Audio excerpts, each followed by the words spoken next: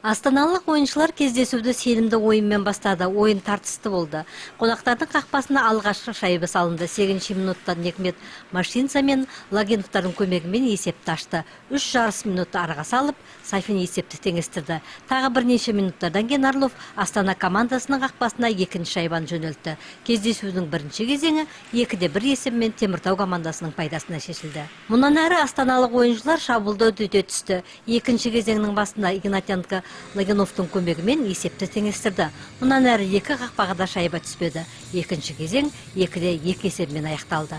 Ал үшінші кезеңде айтарлықтай өзгеріс болмады. Тек ойын аяқталуға 3 минут қалғанда Игнатенко үшінші шайбаны салды. Кездесу 3-2 есебімен Астана командасының пайдасына шешілді.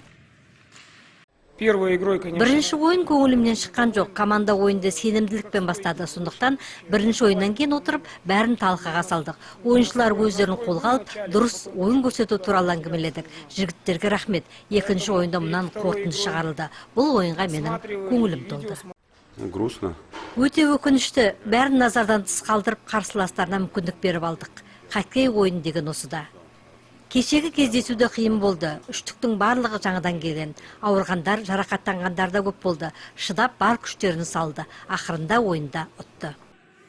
Осы кездесудің қорытындысы бойынша теміртаулық ойыншылар турнир кестесінің 3-ші орнында иеленді. 2-ші орында астаналық Номыт, ал көкшетаулық Арлан 1-ші орында тұр.